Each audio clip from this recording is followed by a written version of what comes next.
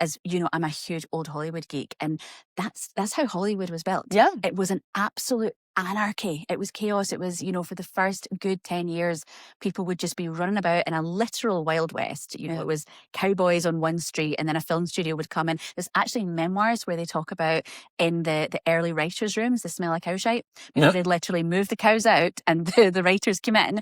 And it was just this like explosion of creativity. And it was all people from vaudeville. So again, it was all very working class people. It was immigrants. People think of Hollywood as American, and it kind of became a little bit more quite literally whitewashed in the 30s when the code came in. But until then, it was really, I think, the greatest of what the new world was all about. And it was people who had stories to tell.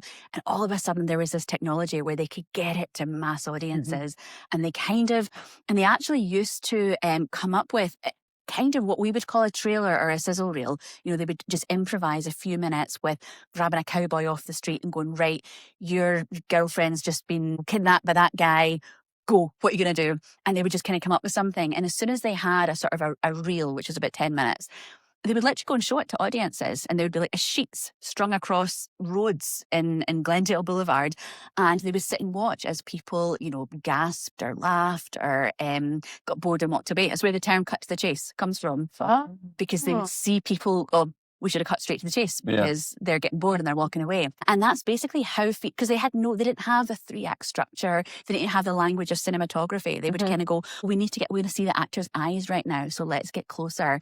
Oh, let's call that a close-up. Excellent. And so it evolved through storytelling rather than here are the rules. Now you've got to tell a story within that.